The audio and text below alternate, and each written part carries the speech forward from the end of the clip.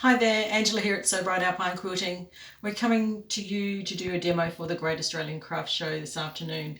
We've had some few dramas with the internet, so we're going to record this session and then we'll post it on our Facebook page later on, and you'll also be able to find it on our YouTube channel.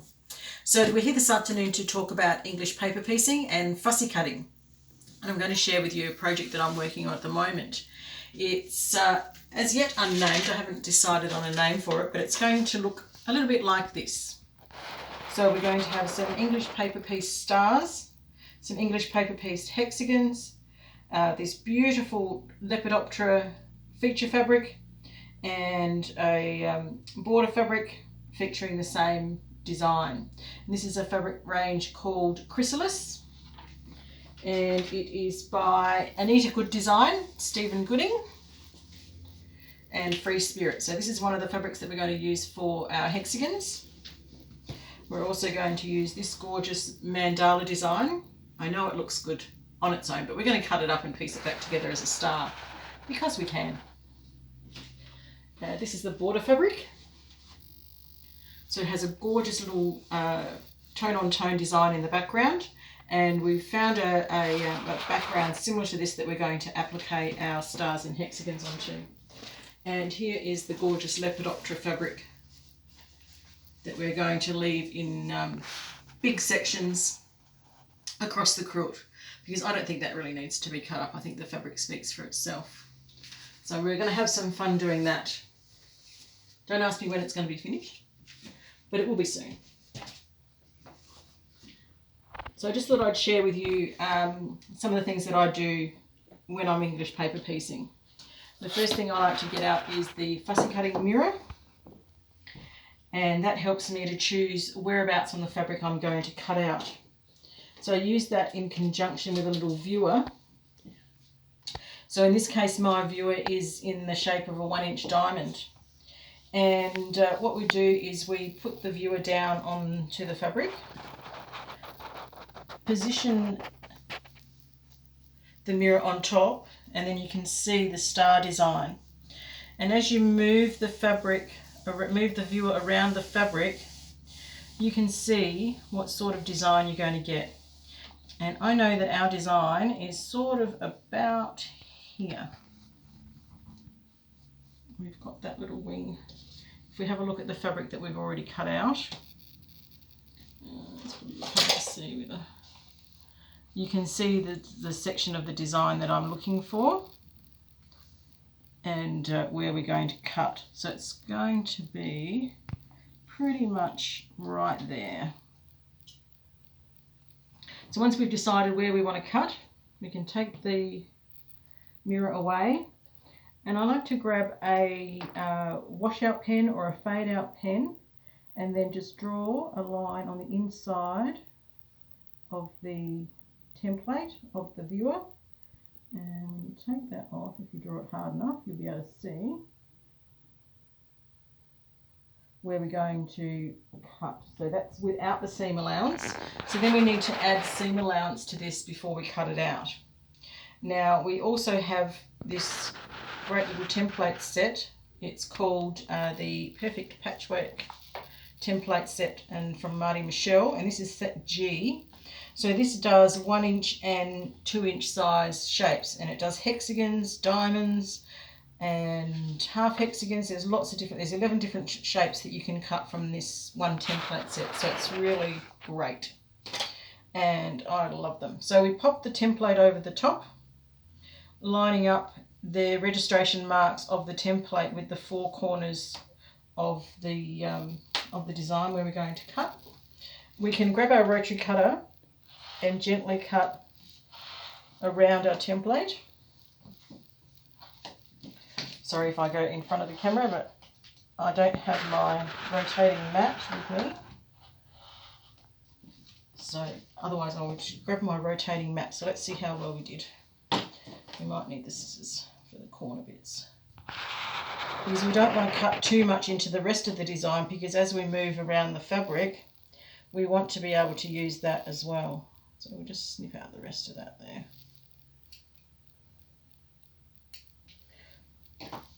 So then that's our little piece that we've cut out, that we've fussy cut.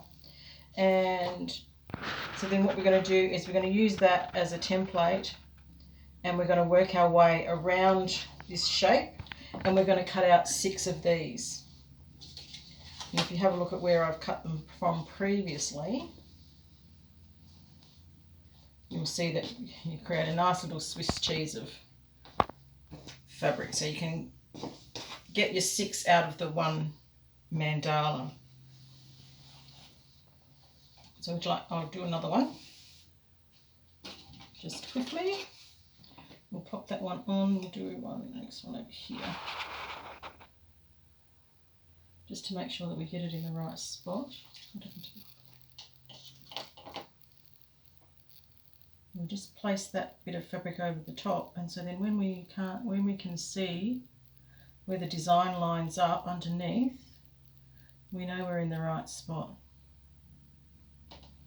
And we'll just come back with our rotary cutter again and cut out another one, just so that you can see me sew 2 pieces together.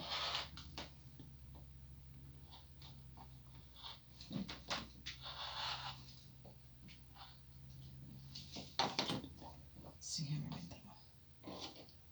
Just snip a few threads there. Okay, so now we've got 2. I can show you how we put the papers on. So these are 1-inch diamond papers. So we pop them on the back, and we leave a rough, we know that that's a 1/4 inch seam allowance there, and we take our glue stick, which is on walkabouts,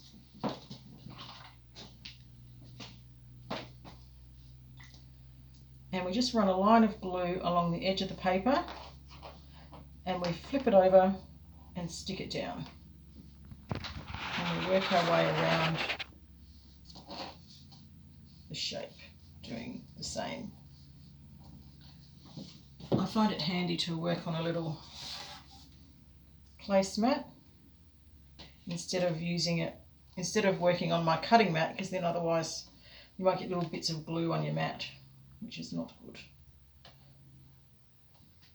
You will notice that this shape, we do get a couple of little ears. On the top and the bottom we get these little ears of fabric, but we can either cut those off or we can tuck them in once we've joined our shapes. So I'll just do the other one, so then you can see me sew them together.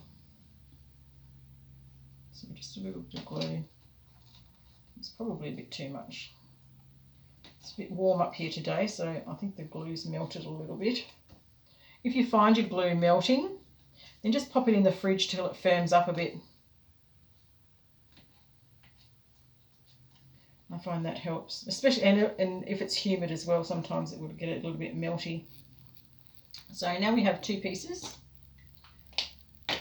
and we're going to sew those 2 pieces together, like so. So we pop them right sides together, and we'll grab some thread. So we just cut a length of thread, usually about length of fingertip to elbow. Cut it too long, you get a bit tangled up. And we've got an applique 10 needle here, which is nice and fine. The only problem is it has quite a small eye, and they are prone to slipping off the thread, so I find it handy just to tie a little knot in the thread. And then we do a quilter's knot on the other end, so wrap it around a couple of times and then slide it down the thread, and that puts a little knot in the end. So we need to work out where the middle is, because that's where we're going to come back to. So we're going to sew from the outside into the middle.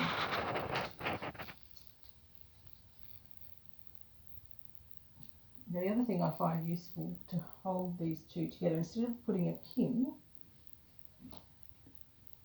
you can put a little wonder clip just to hold the ends together.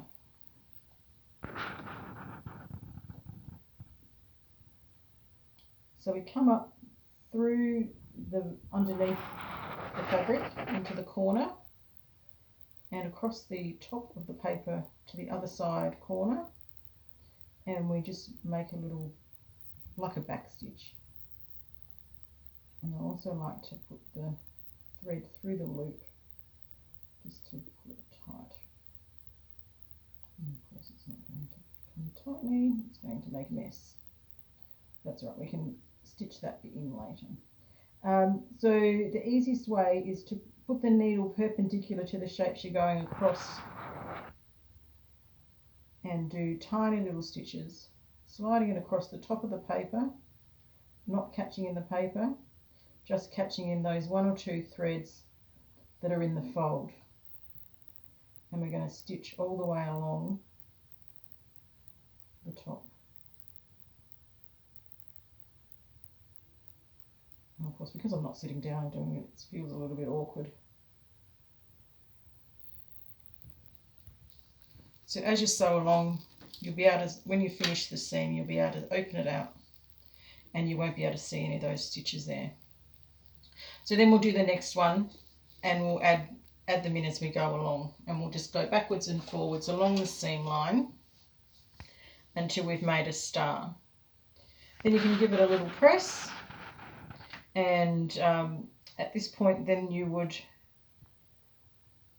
press all of your little ears in one direction so that that goes nice and flat, and then you can make the decision as to whether or not you're going to snip them off or leave them there.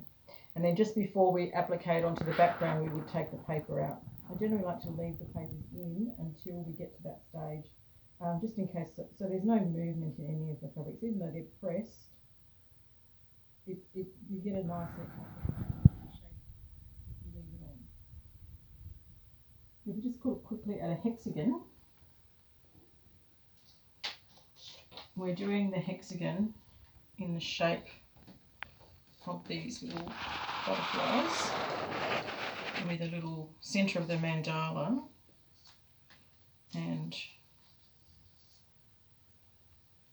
it's sort of fussy cut but not as fussily as the other one. Excuse me, I'm going to sneeze. No, I'm not. Excuse me, yes I am. So with this one, we put our fabric out in one layer.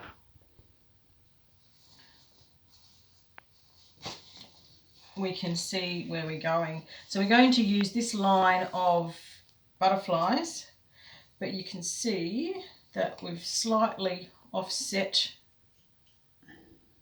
the shape so that it's not directly in the middle, so that it's slightly more fabric, more background on the outside, just to give it a little bit more movement. So we would work out where we want it and come through. With this one here, I find it's much easier to cut a whole strip. So I would cut the strip down each of these widths, and then I would come back with the hexagon and cut it out with my rotary cutter to get something that looks like this. Lights blinking in the background there. So then we take our hexagon. This one is a little bit frayed because I had to pull it off and show you because I left the other ones at the shop. So we pop our hexagon down, and same thing, this time we just swipe on the edge, press it over, turn it round, swipe, press, swipe, press. And with a hexagon, what you want to make sure is that you're getting it nicely wrapped around those corners so that your corners don't poke up. So you need to run it slightly off the end as you're going around. So on the end of the fabric that you just did, and slightly off the end there as well. Disco happening in the background, Steve. And so then that gives us our nice hexagon shapes. And then same thing, we pop those around like so. One more.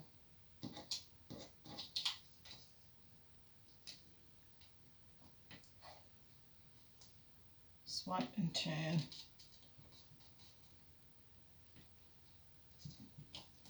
This is going together a little bit quicker because they have already been turned, so they have a little bit of memory. Okay. Important to remember to put the lid on your glue each time you've used it to stop it from drying out.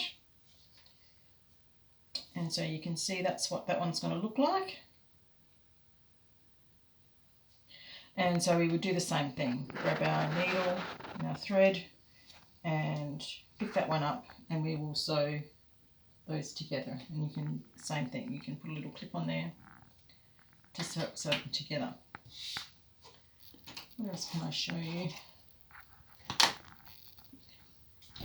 So we will be back again tomorrow in the morning at 11 o'clock, and we're going to take a virtual tour around the store, so we'll be able to show you what's happening in store.